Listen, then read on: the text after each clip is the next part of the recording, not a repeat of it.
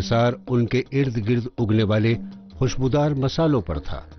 ہر بار ایک بچے کی پیدائش پر وہ لونگ کا ایک درخت لگاتے تھے۔ ان کے بچے کی بہبود اور صحت علامتی طور پر سدا بہار خوشبودار درخت کی نشو و نما سے جڑی ہوئی تھی۔ دریافتی دور میں یورپ مسالوں کی تلاش میں تھا۔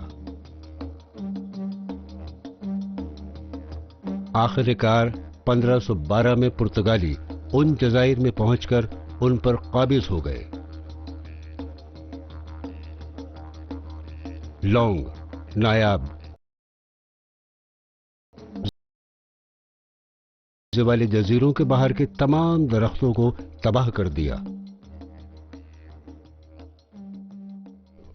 دیکھو، اس علاقے میں لونگ اور جائے پھل کی تسکری کرنے والوں کا قتل عام ہوا تھا۔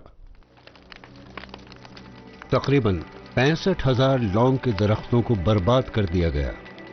مسالہ جزیروں کا امن تباہ ہو گیا، ایک خونی تاریخ۔ لیکن لونگ پر اجارہ داری قائم نہ رہ سکی۔ 18ویں صدی میں انگریزوں نے ہندوستان میں لونگ کی کاشت شروع کر دی۔ بھرپور بارش اور زرخیز مٹی والے سرسبز و شاداب مغربی گھاٹ لونگ کی کاشت کے لیے موزوں۔ تینوں جنوبی صوبوں میں لونگ کی کاشت کی جاتی ہے۔ سارا کریڈٹ اس کا جاتا ہے مغربی گھاٹ کی مٹی اور وہاں کے موسموں کو۔ آتشی پتھریلی چٹانوں کے سلسلے میں اور آتش کشاں پہاڑوں اور اچھی بارش کو بھی جاتا ہے اس کا شرے۔ لونگ کی تلاش میں اب ہم پہنچے ہیں دلکش کاروار ضلع۔ ہماری منزل سرسی میں لونگ کا ایک کھیت۔ فروری ماہ کا آغاز، یہ وقت ہے لونگ توڑنے کا۔ ہم کسانوں کے ساتھ ساتھ چلے۔ ٹھوس اور تازہ کلیاں گچھوں میں اگ رہی ہیں، چند سبز، دوسری گلابی اور کچھ کھل چکی ہیں۔ چند پھولوں کے نظر آنے پر ہم سمجھ جاتے ہیں کہ کٹائی کا وقت آ گیا ہے۔ چند ایک پھولوں کے علاوہ سارے پھول ایک بار میں ہی کھل جاتے ہیں۔ کچھ کلیوں کے پھول بن جانے کا مطلب ہے کہ لونگ کٹائی کے لیے تیار ہے۔ اب ان کا تیکھا پن عروج پر ہے۔ مشاق ٹانگوں سے کسان اوپر چڑھتے ہیں، ان کا سارا وزن تنے پر۔ ہر گچھا ہاتھ سے توڑا جاتا ہے۔ شاخ سے توڑنے کے لیے ایک ہلکی سی مروڑ کافی ہے۔ ٹھوس بند گول سروں کی چھوٹی سی کلیاں۔ یہ جب بند ہوتے ہیں تو ان کا کیلکس اور کرولا لپٹے ہوئے ہوتے ہیں۔ کھلنے پر سبھی اڑ جانے والی اشیاء باہر نکل جائیں گی، اسی لیے کھلنے سے پہلے ان کی کٹائی کر لی جاتی ہے۔ کلیوں کے اندر تیکھے تیل ہوتے ہیں۔ یہ ایک مشکل کام ہے۔ بانس یہاں کافی ہوتا ہے، اس کی بنی سیڑھیاں۔ گچھوں کو طریقے سے توڑا جاتا ہے۔ سیڑھیاں اور پیر جگہ بدلتے رہتے ہیں۔ مسالے کی خوشبو سے مہکتی ہوئی ہوا، پورا پودا خوشبودار، پتیاں اور تنا بھی۔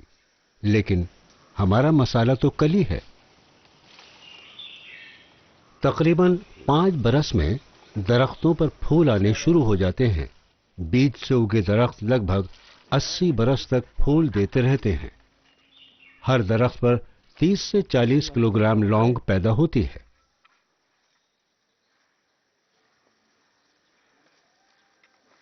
کسانوں کے لیے فصل کی کٹائی کا دن خاص اور اہم ہے۔ برسوں کی محنت۔ بات صرف مقدار کی نہیں، کوالٹی کی ہے۔ وہ پیداوار کا باریکی سے معائنہ کرتے ہیں۔ سفید زردار پھول جھانک رہے ہیں۔ ان کی خوشبو تیز، خوشگوار، تیکھی۔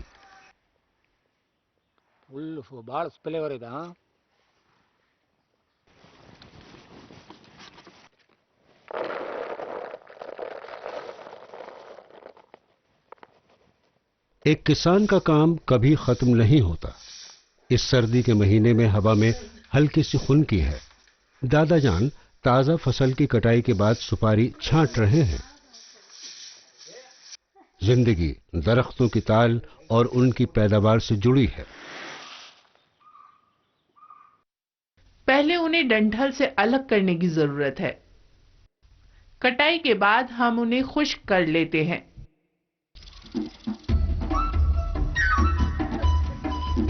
ہر کلی کو بڑی محنت سے ڈنٹھل سے الگ کیا جاتا ہے. گچھوں سے ایک ایک لونگ الگ کر لی گئی ہے. جلدی اور سلیقے سے انہیں کرنے کی ضرورت ہے. ایک اونی کمبل پر تازہ سبز لونگ کی ایک پتلی پرت پھیلا کر صرف ایک دن دھوپ میں رکھتے ہیں. اب آپ پوچھیں گے کہ دھوپ میں صرف ایک ہی دن کے لیے کیوں رکھا جاتا ہے؟ تو اس کی وجہ یہ ہے کہ دھوپ میں اندر کا تیل پوری طرح سے اڑ جاتا ہے. اس لیے نمی دور کرنے کے لیے بس ایک ہی دن کافی ہے. ایک دن دھوپ میں اور ایک ہفتہ سائے میں. خشک ہونے پر سبز رنگ گہرے سرخ اور بھورے رنگ میں تبدیل ہو جاتا ہے. وزن 1/3 رہ جاتا ہے. لونگ ایک قدیم مسالہ. 3 صدی قبل مسیح چین پر ہین سلسلہ سلاطین کی حکومت سلطان وقت کو مخاطب کرتے ہوئے شخص کو ڈنگ زیانگ یعنی چینی زبان میں لونگ چبانی لازمی تھی تاکہ سانس خوشبودار رہے. پرانے زمانے میں یہ شاہانہ عظمت اور جلال کی علامت تھی.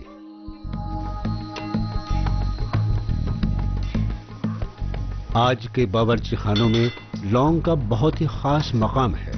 زبردست خوشبو، تیکھا ذائقہ بے مثال. اسی لیے کئی میٹھے اور نمکین پکوانوں میں اس کا استعمال لازمی ہے. شمالی ہندوستان میں کھٹی کڑھی کافی پسندیدہ اور مقبول ہے. راجستھان کی کڑھی تو بغیر لونگ کے کبھی بنائی ہی نہیں جاتی. آپ بیسن اور دہی کی کڑھی بنا سکتے ہیں، لیکن لونگ سے بہترین خوشبو اور ذائقہ پیدا ہو جاتا ہے جو پوری ڈش میں پھیل جاتا ہے. بیسن کا ہضم کرنا مشکل مانا جاتا ہے. یہ معلومات اور عقیدہ اتنا مضبوط ہے کہ روایتی پکوان صحت بخش ہوتے ہیں. کھانا پکانے میں ہم بہت ساری لونگ کا استعمال کرتے ہیں کیونکہ اس کی تاثیر گرم ہوتی ہے. کھانا آسانی سے ہضم ہو جاتا ہے اور ذائقے دار بھی ہوتا ہے. لونگ ہندوستان کی پیداوار نہیں ہے، لیکن کھانے میں اور بطور دوا اس کا استعمال صدیوں پرانا ہے. چرک سنہیتا میں اس کا ذکر ہے. آیوروید کے مطابق سبھی مسالوں کے مقابلے لونگ کو بے حد محرک اور دافع ریاح کہا گیا ہے. ذائقے میں گرم لیکن معدے کو ٹھنڈک اور آرام پہنچانے والی. یہ بطور دوا دانت درد، الٹی، دمہ، نزلہ زکام، سانس میں خرخراہٹ، اپھارا، یہاں تک کہ اعصابی امراض کے لیے جانی مانی ہے. لونگ کو آیوروید میں دیوا کسم کہا جاتا ہے، ایک پھول جو دیوتاؤں کو بہت پیارا ہوتا ہے.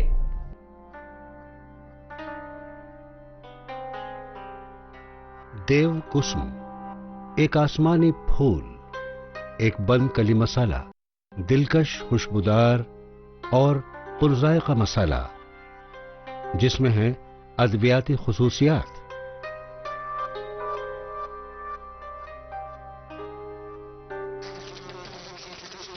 پھول پودوں کے تولیدی اعضا ہیں.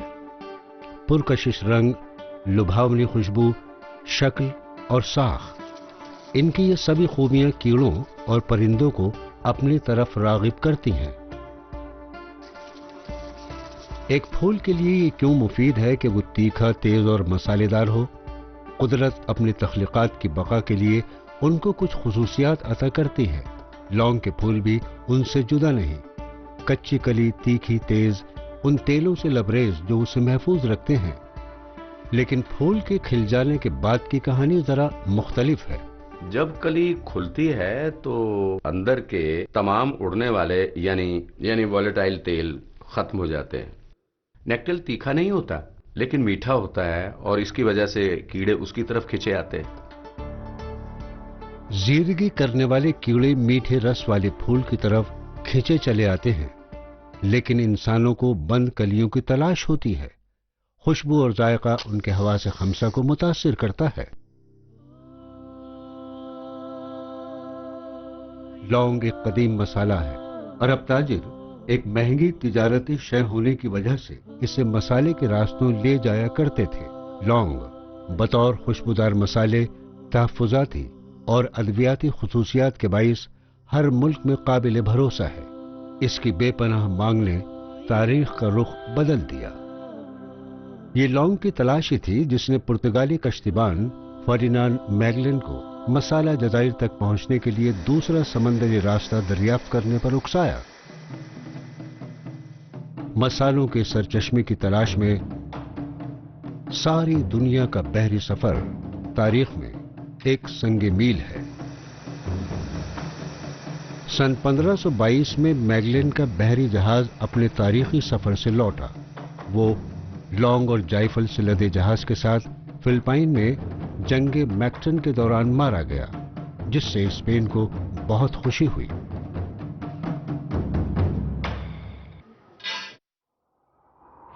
لونگ کی سچائی کیا ہے؟ اس کی قوت کیا محض خام خیالی ہے یا حقیقت؟ کیا ہے اس کی کیمیاوی ساخت؟ برسوں کی تحقیق کے بعد سائنسداں اس کے سالموں اور پیچیدہ بناوٹ کو سمجھ پائے ہیں۔ ایک نہیں بلکہ درخت کے ذریعے تیار کئی کیمیکلز کا ذخیرہ کلیوں میں موجود ہے۔ لونگ کا 15% حصہ اس کا اصلی تیل ہے۔ اس میں بنیادی اور اثردار سالمہ ہے یوجینول، جو لونگ کے اصلی تیل کا تقریباً 70 سے 85% ہے۔ یہ سالمہ جراثیم اور پھپھوند مخالف خاصیت رکھتا ہے۔ یہ تیل سوزش مخالف اور بے حس کرنے کی دوا بھی ہے۔ یوجینول تلسی میں بھی ہوتا ہے، لیکن بہت کم مقدار میں ہوتا ہے، لیکن لونگ میں یہ بہت زیادہ ہوتا ہے، کافی ہوتا ہے۔ لوگ یوجینول کو شاید بہترین اینٹی آکسیڈنٹ سمجھتے ہیں۔ لونگ کا تیز ذائقہ منہ کو ٹھنڈک پہنچاتا ہے، لیکن جسم کو حرارت۔ اس کی تیز بو اور ذائقے کی وجہ اس کے اجزاء ہیں۔ لونگ کے اصلی تیل میں تقریباً 15% یوجینائل ایسیٹیٹ ہوتا ہے۔ اس کے تیکھے پن اور خوشبو کا سبب ہے سالموں کا باہمی پیچیدہ عمل۔ لونگ تیل میں 5 سے 12% بیٹا کیریوفیلین بھی ہوتا ہے۔ ایک مؤثر مسالہ تیل کی جلد ہی شناخت ہو گئی ہے۔ 14ویں صدی عیسوی میں طاعون کی وبا نے لوگوں کی زندگی کو خطرے میں ڈال دیا تھا۔ اس وقت کے معالج خود کو محفوظ رکھنے کے لیے مسالے بھرے نقاب پہنتے تھے۔ سنگ دل چور لونگ کے تیل میں دوسرے مسالے کے تیلوں کو ملا کر لاشوں کو لوٹتے تھے۔ چوروں کا تیل اتنا پر اثر تھا کہ لونگ کی دھاک جم گئی۔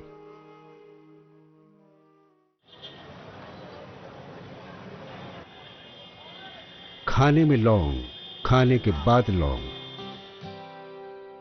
پان میں لونگ کھانے کا رواج ابھی بھی برقرار ہے۔ منہ کو تازگی بخشنے والا ایک ہاضم، ایک پان لونگ کے بغیر اکثر نامکمل رہتے ہیں۔ پان ایک آیورویدک چیز ہے۔ کھانا کھانے کے بعد اسے لینے سے ہاضمے میں مدد ہوتی ہے۔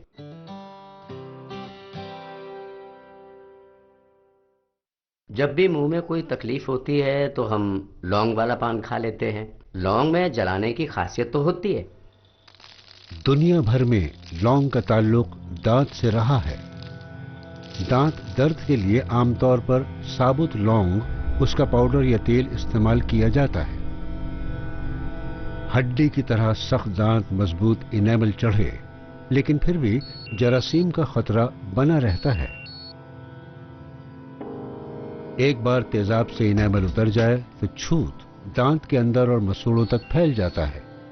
نتیجہ زود ہسی، کھوکھلا پن، سوجن اور شدید درد۔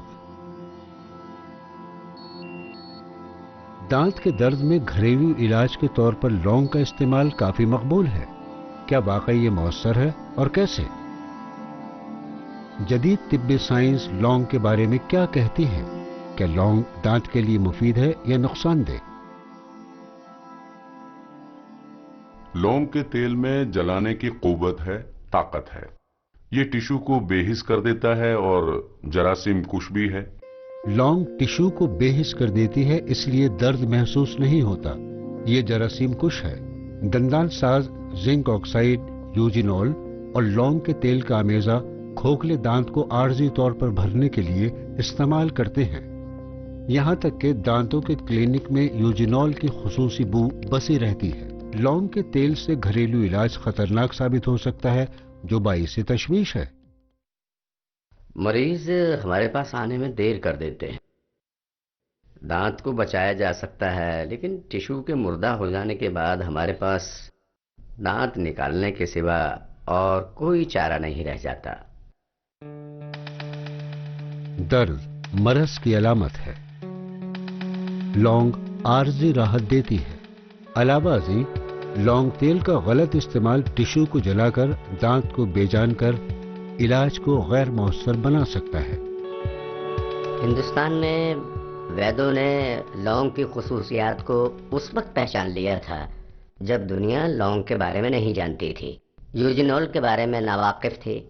आयुर्वेद के मौलिजों ने इसे बहुत पहले पहचान लिया था। जदीद तरीका इलाज एलोपैथी और रिवायती आयुर्वेद के दरमियान लौंग के मामले में कोई फासला नहीं।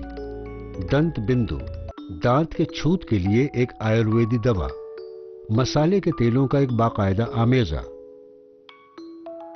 आयुर्वेदी मौलिज इसके इस्तेमाल के बारे में खबरदार करते हैं।